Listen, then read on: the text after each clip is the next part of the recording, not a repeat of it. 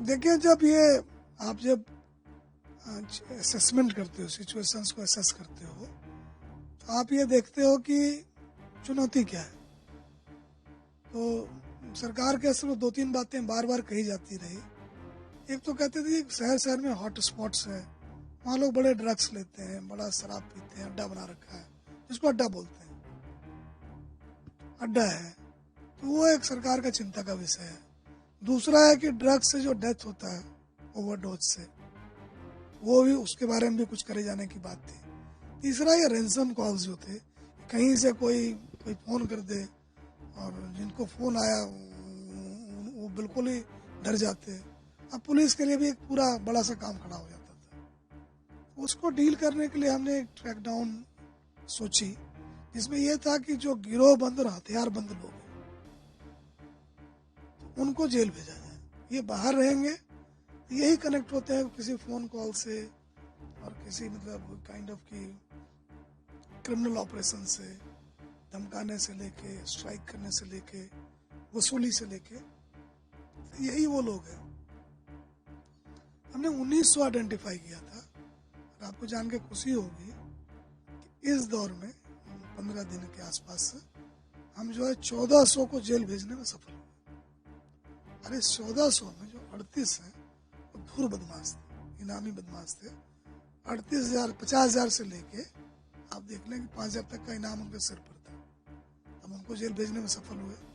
और इससे भी जो बड़ी बात ये हुई कि 113 आदमी ऐसे पकड़े गए, इस तरह के जो हथियारबंद गिरोह बंद थे, जिनको लोगों को मारने की योजना थी। इनके पास से 92 के आसपास पिस्टल मिले और आप देख लें कि 150 के आसपास गोलियां, और इनका प्लान किसी को मारने का था। तो इनके इंटरोगेशन रिपोर्ट से निकला कि ये 113 आदमी जो थे 52 लोगों को निशाने पर लिए हुए थे। इनके पास हथियार थे, मारने की मंशा थी। तो इन लोगों को जेल भेज के हमने इनको जो 52 लोगों को मारने से और एक पूरे परिवार को साफ करने के मंसूबे से हमने विफल कर दिया। और इस जो 1400 से करीब 225 के आसपास पिस्टल बरामद हुआ, 350 गोलियां बरामद हुई, 8 मैगजीन बरामद हुए।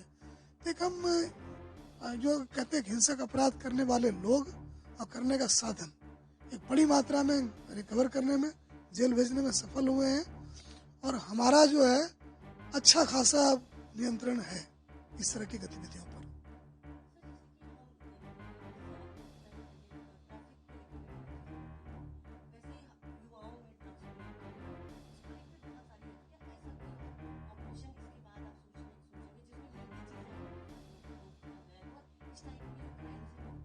मैंने इस ऑपरेशन की आप पूरी सुनिए, ये बड़ा लोगों को ये जानना चाहिए कि देखें कि हमने इनको सिर्फ जेल नहीं भेजा जी। 1,500 के आसपास जो हिस्ट्री सीट, जो बस्ता बदमसान बोलते हैं, जो पूरी हिस्ट्री होती है, उसकी करीब 1,500 के आसपास इन लोगों ने हिस्ट्री सीट तैयार की कि कोई आए कोई जाए, थाने में इनके बारे में क्लैरिटी है कि ये शांति के दुश्मन, ये समाज के दुश्मन, देश के दुश्मन, इनकी लगातार निगरानी होती रहनी चाहिए। ये कुछ भी जिंदगी में करने की कोशिश करेंगे, ये 10 नंबर ही कहलाएंगे। तो वो हमने इनका काम कर दिया। इनके खिलाफ इनके आप देखिए 80 के आसपास हमने बेल कैंसिल करवाया। ये बाहर घूम रहे थे, तो हमने कोर्ट को ये कन्विंस करने में हम सफल रहे कि जिनको बेल तो मिल गया, दोबारा ये धमकाने में जुट गए, इनको जेल भेजो। वो आप खुश होंगे सुन के, कोर्ट हमारी बात मान गई। 650 के आसपास थे जी। तो उनको हमने कहा कि भाई आप चलो जेल। तो उनका ये था कि जी हमें मौका दो, एक हम कुछ ऐसा काम नहीं करेंगे। हमने फिर गुड कंडक्ट के लिए बाउंड डाउन किया उनको, तभी उनको जेल के बाहर छोड़ा।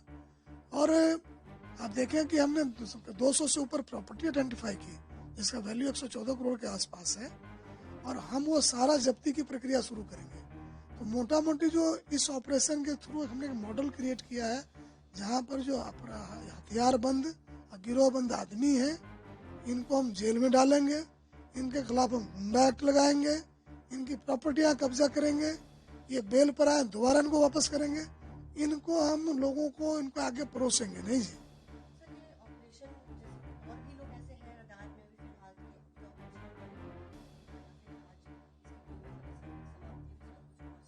नहीं, हमने विस्तार से अपने अफसरों से डिस्कस किया, तो तो उनको इस बात की बड़ी खुशी है कि हमारे ऊपर इतने काम पड़ गए जी, कंप्यूटराइजेशन से लेके, वो अच्छी चीज़ है, टेक्नोलॉजी आ रही है, लेकिन एक कहावत है कि भाई आदमी तो जाके पकड़ना पड़ेगा ना जी।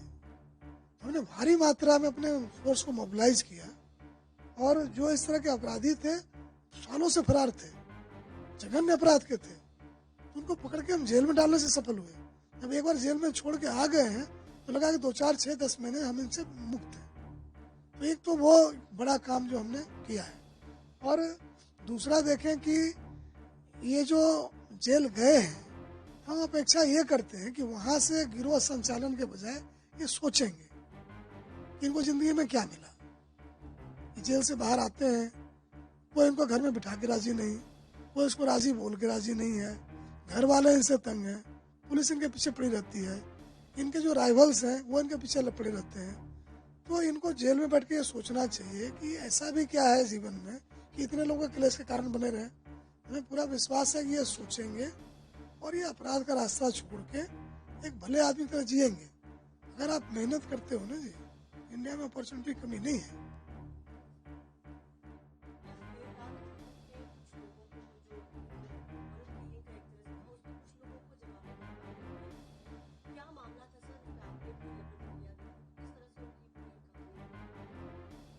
सदर रोहतक थाने में गांव में कोई लड़की ने शादी की,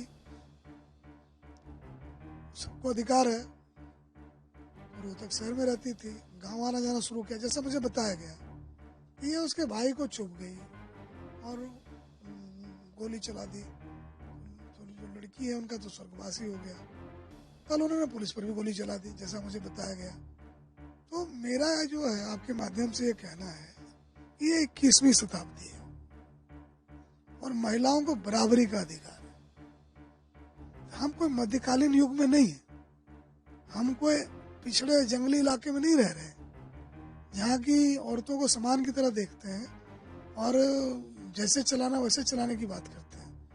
हम NCR में हैं, जहाँ के दाम के जमीन 10 करोड़ 12 करोड़ किले है। वहाँ पर इस तरह की सोच और विचारधारा, एक लड़की जो है अपने फैसले नहीं ले सकती है, अगर फैसले ले तो उसको हिंसा का सामना करना पड़ेगा।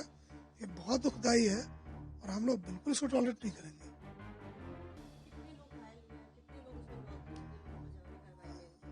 नहीं, वो तो जिला पुलिस की बात है, आप उनसे करें, बट मेरा मोटा मोटी यही है कि लोगों को समझना चाहिए कि हम 21वीं शताब्दी में हैं और एक इकोनॉमिकली प्रॉस्परस स्टेट में है। लिटरेसी रेट बहुत हाई है, महिलाओं को सरकार बहुत सुविधाएं दे रही है, तो उनको ये अधिकार है अपने जीवन के फैसला करने का। उनके परिवार वाले उनको बंधुआ मजदूर की तरह न देखें, हर कोई अपना फैसला जीवन का लेते उसका सम्मान करें, ये ना कि अब इस तरह की हरकत करें। कितना सुन के खराब लगता है और कितनी निराशा होती है।